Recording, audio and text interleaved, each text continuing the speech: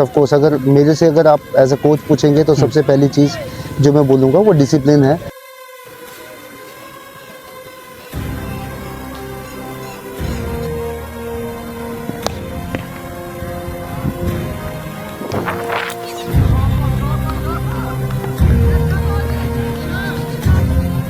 किस्मत मेहनत के बाद ही आपको मिलती है, क्योंकि अगर ऊपर वाले ने आपको कुछ बड़ा देना है तो पहले आपको उसके लिए तैयार करेगा, वो आपको घिसेगा, रगड़ेगा आपको अच्छे से।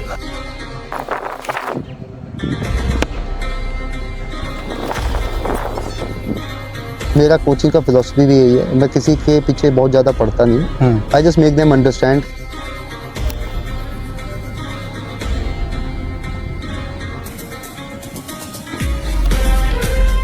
एज दे से कि God helps those who help themselves, है ना। तो अगर आप पहले मेहनत करोगे, मेहनत करके आप रेडी हो, तभी आपकी किस्मत भी काम करेगी।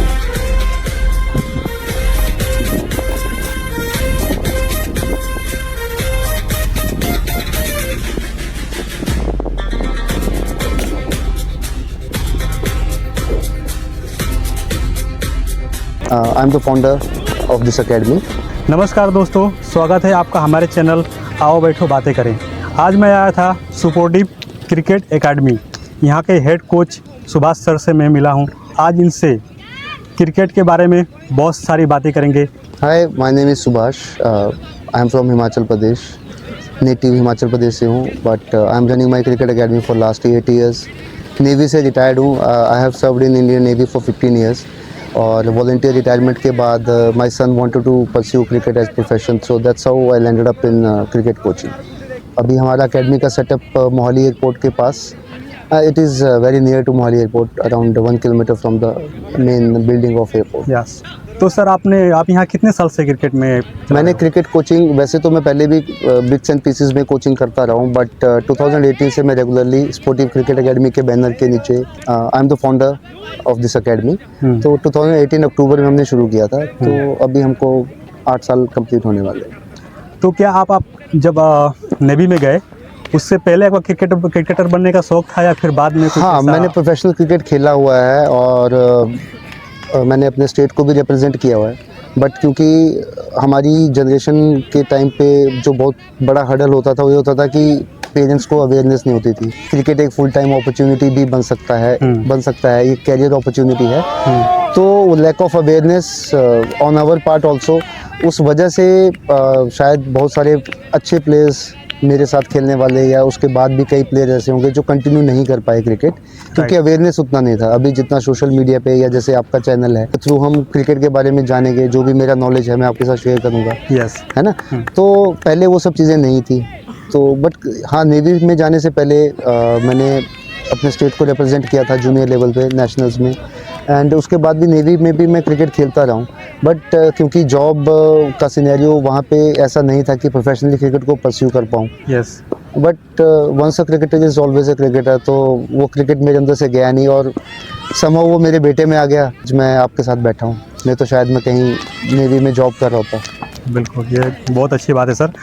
तो सर मैं आपसे कुछ क्रिकेट के बारे में सवाल पूछूंगा, जैसे कि जो हमारे न्यू जनरेशन जो क्रिकेट खेलना चाहता है, बहुत सारे हमारे इंडिया में बच्चे हैं जो क्रिकेट के दीवाने होते हैं, उनको मतलब क्रिकेट के लिए क्या क्या करना चाहिए स्टार्टिंग में? उसके लिए मेरा पहला सवाल रहेगा कि एक अच्छा क्रिकेटर बनना चाहता है कोई लड़का जी, उसके लिए क्या क्या जरूरी करना चाहिए, जैसे कि उसमें क्या क्वालिटी होना चाहिए? मतलब बिगनर लेवल पे जैसे हमारी एकेडमी का सेटअप है, इसमें बिगनर्स ग्रुप है, फिर वो वहाँ से ग्रेजुएट करते हैं, जूनियर्स ग्रुप में जाते हैं जहाँ पे उनको मैचेस मिलते हैं। तो कोई भी बच्चा जो शुरू करना चाहता है शुरू कर सकता है, there is no limit to it. Academy mostly setup आज आप देखोगे वो सारे ही ओपन फॉर ऑल हैं, ठीक है। तो बस ये है कि बच्चा जैसे जैसे इंटरेस्ट लेके अपना धीरे धीरे गेम को सीखता जाता है, तो eventually over a period of time 2-3 साल में बच्चा फिर प्रोफेशनल खेलने लायक बन जाता है। और शुरुआत में जैसे आपने क्वेश्चन किया था कि क्या क्या ज़रूरत है बच्चे को, देखिए आज के सोशल मीडिया के टाइम पे जो सबसे बड़ा पेरेंट्स का भी सबसे बड़ा कंसर्न है, या जो सबसे बड़ा डिसाइडिंग फैक्टर होता है किसी भी बच्चे के कैरियर में, चाहे वो क्रिकेट है चाहे कोई दूसरा भी कैरियर है, वो सबसे ज़्यादा इंपॉर्टेंट होता है कि वो उसका सोशल मीडिया का एक्सपोजर कैसा है ना। हम आज बात करते हैं जेनजीज की और इनकी, तो ये लोग सोशल मीडिया पे बहुत ज़्यादा अप टू हैं और कहीं ना कहीं ये मुझे ऐसा लगता है, शायद हम हो सकता है ओल्ड स्कूल हैं, लेकिन मुझे ऐसा लगता है कि वो जो एक्सपोजर है कुछ हद तक सही है, लेकिन उसके ऊपर जब तक लिमिट नहीं करेंगे, वो डिसिप्लिन वे में अगर हम उनको गाइड नहीं करेंगे बच्चों को, तो आने वाले जनरेशंस के लिए ये चीज़ अच्छी नहीं होगी। तो ये ऑफ कोर्स अगर मेरे से अगर आप एज अ कोच पूछेंगे तो सबसे पहली चीज़ जो मैं बोलूँगा वो डिसिप्लिन है। और हमारे इंडियंस पेरेंट्स जो होते हैं, जी, ये हमारे इंडिया में काफ़ी लोग किस्मत को मानते हैं और कहीं ना कहीं शायद होता भी है। आप मानते हो किस्मत साथ देना चाहिए या फिर मेहनत से भी लोग कुछ हासिल कर सकते हैं? अगेन जैसे मेरे ना मोस्टली आंसर्स जो होंगे ना वो हाँ। एक दूसरे से कनेक्टेड होंगे। जैसे Okay. मैंने बोला मैं ओल्ड स्कूल लग सकता हूँ आपके पॉडकास्ट में, कुछ लोगों को हो सकता है ना, लेकिन जो मेरे जनरेशन्स के हैं वो रिलेट कर पाएंगे जो 70s 80s के हैं। Yes yes. कि कोई भी चीज़ जो आप कर रहे हैं, आपने जो भी किया है हमने खुद अपने आप सीख के समझ के, जैसे आप भी अभी सर्विस कर रहे हैं इसके अपने चैनल के साथ साथ आपका सर्विस भी है, तो हमने जो भी किया है खुद हासिल किया है, अपनी मेहनत से हासिल किया है ना। तो और एज दे से कि God helps those who help themselves, है ना। तो अगर आप पहले मेहनत करोगे, मेहनत करके आप रेडी हो, तभी आपकी किस्मत भी काम करेगा। राइट। किस्मत alone will not work for you. आपको पहले मेहनत करके उस लायक बनना पड़ेगा कि आप तैयार हो जहाँ पे कोई सिलेक्टर कोई कोच आपको देखे और वो आपको पसंद करे। तो पहले मेहनत है, उसके बाद फिर वो सही टाइम पे, वो जो बोलते हैं ना कि सही टाइम पे सही जगह होना जरूरी है, तो वो फिर चीज़ें बाद में काम करेंगी। तो आपकी मेहनत पहले आएगी, किस्मत बाद में आएगी। कहीं ना कहीं मेहनत के साथ किस्मत भी ज़रूरी है। किस्मत मेरा ये मानना है कि किस्मत मेहनत के बाद ही आपको मिलती है, क्योंकि अगर ऊपर वाले ने आपको कुछ बड़ा देना है तो पहले आपको उसके लिए तैयार करेगा, वो आपको घिसेगा, रगड़ेगा आपको अच्छे से, तो उसके लिए मेहनत करनी पड़ती है, उसके बाद ही किस्मत आपके काम आएगी। तो बहुत सारे बच्चों को यहाँ पे ट्रेनिंग दिया होगा जी। शुरुआती में आपको किस किस प्रॉब्लम का फेस करना पड़ता है? जो स्टार्टिंग लेवल से बच्चा शुरू करना चाहता है तो उसको मतलब क्या बेसिक लेवल सब सिखाते हो? हमारा जैसे एकेडमी का सेटअप है, तो हम किसी भी बच्चे को डायरेक्ट एडमिशन नहीं देते हैं। तो आज की डेट में जैसे मैंने बताया 8 साल से एकेडमी रन कर रहे हैं, तो अभी जो हमारे पास जो लेटेस्ट रजिस्ट्रेशन नंबर है दैट इज़ 287 बच्चे यहाँ पे रजिस्टर्ड हो चुके हैं, जो यहाँ पे आके ट्रेनिंग ले चुके हैं, कुछ बड़े लेवल पे खेल रहे हैं अपनी अलग अलग स्टेट से। तो लेकिन 287 रजिस्ट्रेशंस के पीछे बहुत बड़ा नंबर है। आई थिंक समवेयर अराउंड 800-900 बच्चों ने यहाँ पे ट्रायल के लिए अपील किया होगा। तो यहाँ पे 1 वीक का इंट्रोडक्टरी ट्रायल होता है, जिसमें हम बच्चे का इंटरेस्ट चेक करते हैं, बच्चे की गेम को असेस करते हैं और बच्चे को हेल्प करते हैं कि वो कंफर्टेबल हो जाए इस इन्वायरमेंट को, सोक इन कर ले, क्योंकि बच्चा जब इंजॉय करेगा तभी वो फिर आगे सीख पाएगा अच्छे से। Yes. तो हमारा मोटो यही रहता है, 1 वीक में जो इंट्रोडक्टरी ट्रायल है उसमें बच्चे को कंफर्टेबल करें। अगर वो बच्चा करना चाहता है, मेहनती है और कंफर्टेबल हो जाता है, तभी हम शुरू करते हैं।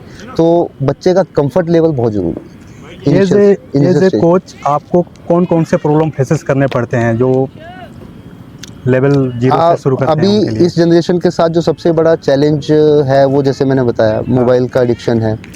तो इन चीज़ों पे हम बहुत ज़्यादा फोकस रहते हैं। जैसे मेरा बैकग्राउंड भी है ना, डिफेंस बैकग्राउंड है, तो मैं बहुत पर्टिकुलर हूँ इन चीज़ों में, एंड डाइट के बारे में एंड आपका फिटनेस लेवल।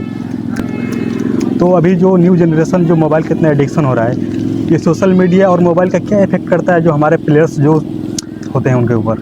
आप खुद देखिए, अगर हम ज़्यादा देर तक मोबाइल, हम बड़े लोग भी ज़्यादा देर तक मोबाइल देखते हैं, तो एक टाइम आ जाता है जब ब्रेन फॉग वाली सिचुएशन आ जाती है, जहाँ पे हमको समझ में नहीं आता कि हमको क्या करना है। यस। तो हम तो मैच्योर होने के बाद भी अगर हम उस सिचुएशन में जा सकते हैं, तो जिन बच्चों के पास, या जो बच्चे मैच्योर नहीं, जिनके पास इतनी समझ नहीं है कि मेरे साथ क्या हो रहा है, तो वो तो कभी भी एक सही डायरेक्शन में नहीं जाएंगे।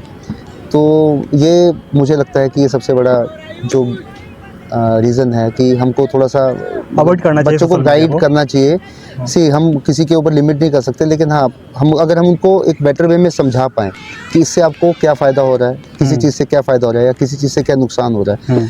मुझे ऐसा लगता है कि चाहे छोटा है, कोई बच्चा छोटा है, कोई बड़ा इंसान है, अगर आप उसको रीजनिंग दे सकते हो, अगर उसको कन्विंस कर सकते हो अच्छी या बुरी चीज़ के बारे में, तो देन आपका काम बहुत आसान हो जाता है। तो मेरा कोचिंग का फिलॉसफी भी यही है, मैं किसी के पीछे बहुत ज़्यादा पढ़ता नहीं, I just make them understand कि what works well for you और what doesn't work for you. अगर वो उस चीज़ को ले लेते हैं तो मेरा काम आसान हो जाता है। तो अभी आपका जो एकेडमी है जी, इस एकेडमी से अभी तक कोई बच्चा निकला है आगे?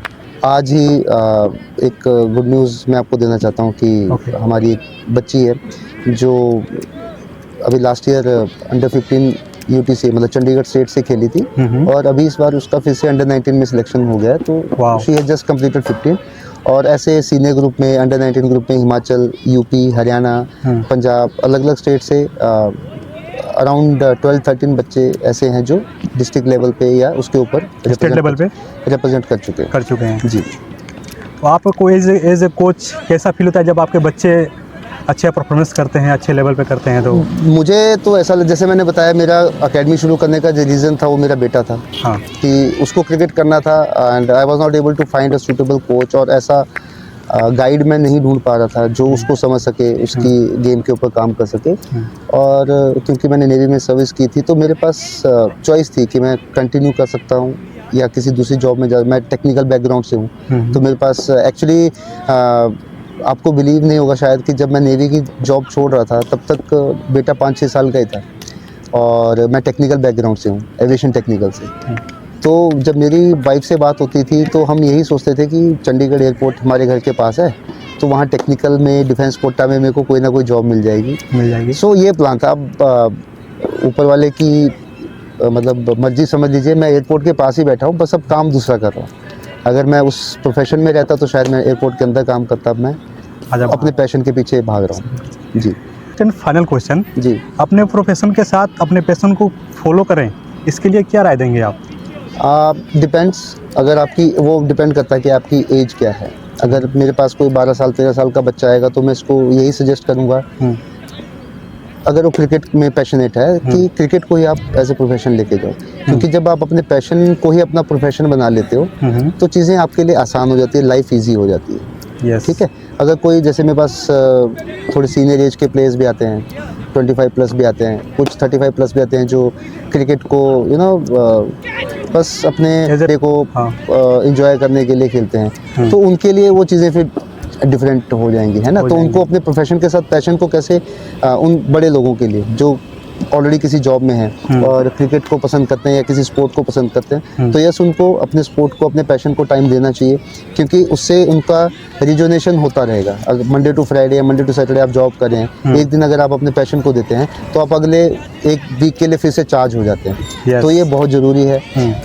आपको हेल्दी रहना है ना। अगर आप किसी भी स्पोर्ट्स में रहोगे, कोई भी आपका पैशन है, अगर आप उसको परस्यू करते हैं तो मुझे ऐसा लगता है कि आप हेल्दी भी रहना चाहोगे, क्योंकि स्पोर्ट्स बहुत डिमांडिंग होते हैं ना, फिजिकली भी। तो आप अच्छी डाइट भी लोगे तो over a period of time, जैसे जैसे आपका एज बढ़ता जाएगा, आपका फिटनेस लेवल भी बेटर होता जाएगा, and you eventually will start enjoying your life. So yes, that's it. Thank you so much Subhash sir, आपका इतना वैल्यूएबल नॉलेज देने के लिए। जो आज हमारा चैनल है आओ बैठो बातें करें, इस पर हमने सर के साथ बैठ के बहुत सारी बातें की, इसमें आपको भी बहुत पॉजिटिव मैसेज मिला होगा। इसी के साथ हमारा वीडियो समाप्त करते हैं। Thank you so much. Thank you so much and all the very best to you and your channel.